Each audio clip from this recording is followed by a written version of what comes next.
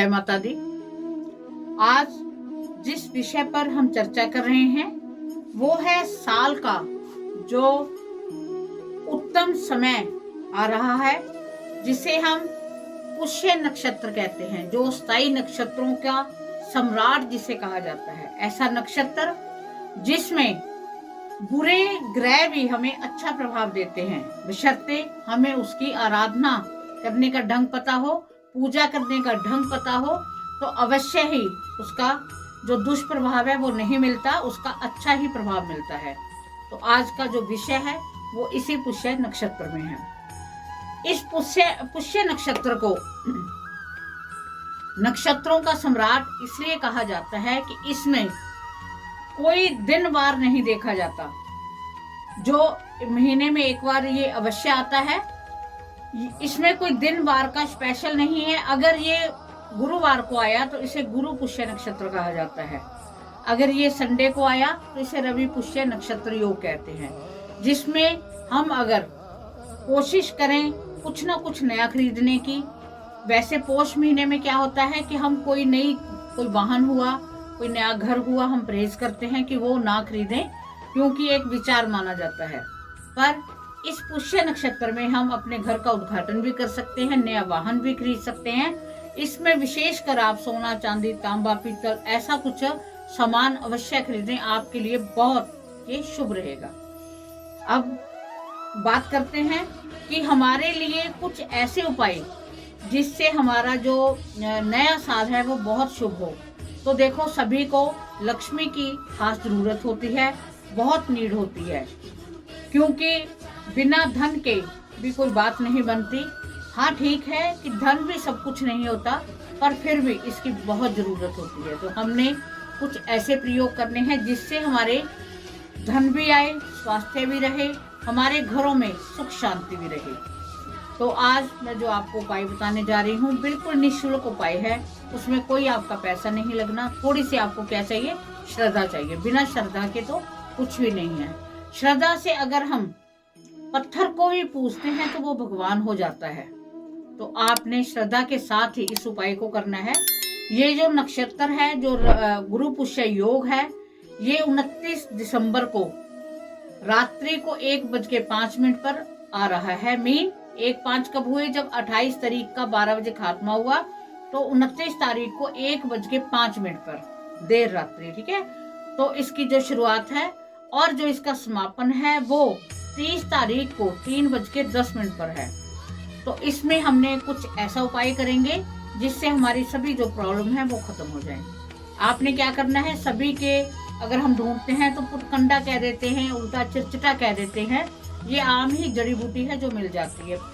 जो पहले समय के जो बड़े बड़े ऋषि थे, संत थे, वो क्या थे, कई कई दिन भूखे तपस्या करते थे। वो दूध से स्पेशल इसका सेवन करते थे जिससे उनको भूख नहीं लगती थी।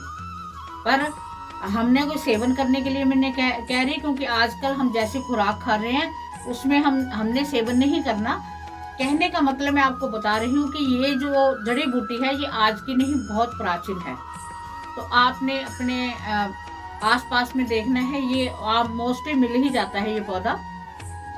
तो आपने क्या करना है, आपने आज या कल सुबह आपने जाना है।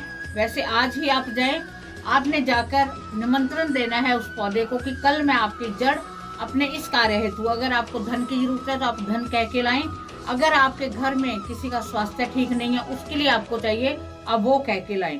अगर आपके ऊपर कोई भी प्रॉब्लम है, आप यही प्रॉब्लम कहकर आपने कहना है कि हे वृक्षराज, हे आपकी जो जड़ी बूटी है ना, पुटकंडा या उल्टा चिरचिटा जो भी आप कहते हो, कि मैं आप वनस्पति देव, मैं आपसे प्रार्थना करता हूँ कि मैं अपने इस कार्य के हेतु आपको कल इस समय लेने आऊंगा।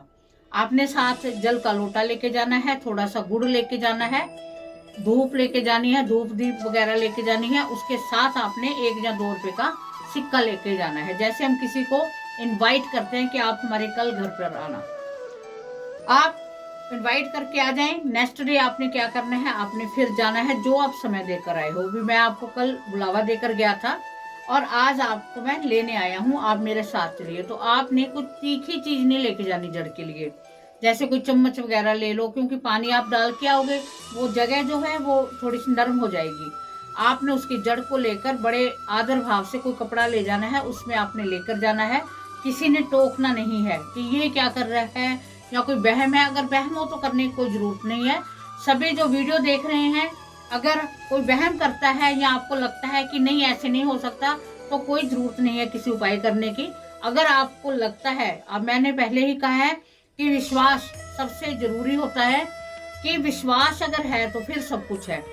तो आपने उस जड़ी को वहां से ले आना है। घर पर आपने लाकर धोकर गंगा जल, आप एक बार पानी से सिंपल धोकर फिर उसके ऊपर आपने गंगा जल से उसे स्नान करके किसी प्लेट में स्वास्तिक बनाकर आपने उसे विराजमान कर देना है।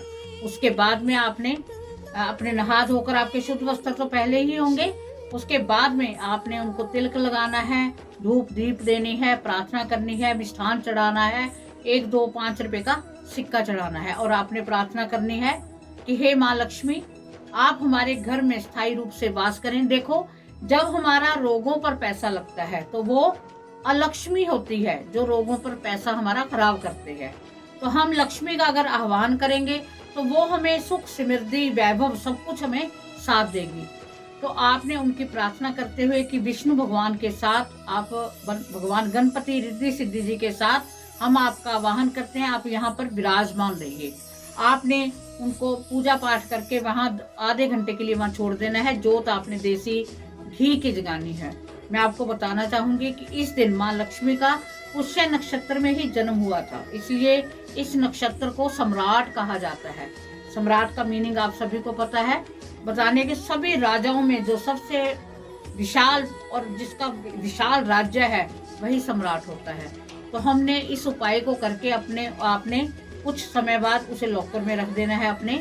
और हफ्ते में, या अगर हफ्ते में आप नहीं जोत बत्ती कर सकते वहां लॉकर की, तो आपने अमावस और पूर्णमासी को अवश्य धूप दीप अपने लॉकर में अवश्य देनी है। ठीक है।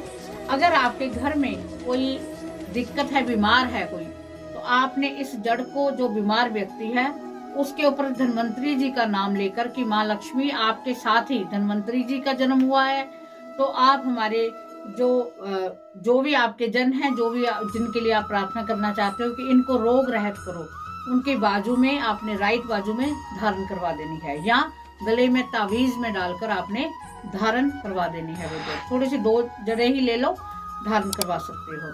अगर आपको किसी को कोई भी प्रॉब्लम लगती है कि आपकी ज्यादा प्रॉब्लम है, तो इस जड़ को आप, इसके साथ आपने थोड़ा सा जो आप जड़ बांधोगे उसके साथ 1 या 2 रुपए का सिक्का रख के आप अपने घर के मेन द्वार पर भी बांध सकते हो। इससे आपके घर में नेगेटिविटी नहीं होगी। बहुत ज्यादा इसका प्रभाव है। तो हमने माँ लक्ष्मी को प्रसन्न करने हेतु मैंने आपको बताया, इसी दिन मैंने आपको बताया था, सभी को एक वीडियो बनाई थी कि शुक्रवार को आपने माँ लक्ष्मी को पौड़ियां चढ़ानी है। और सबसे बड़ा देखो कि उसी दिन गुरु पुष्य नक्षत्र है।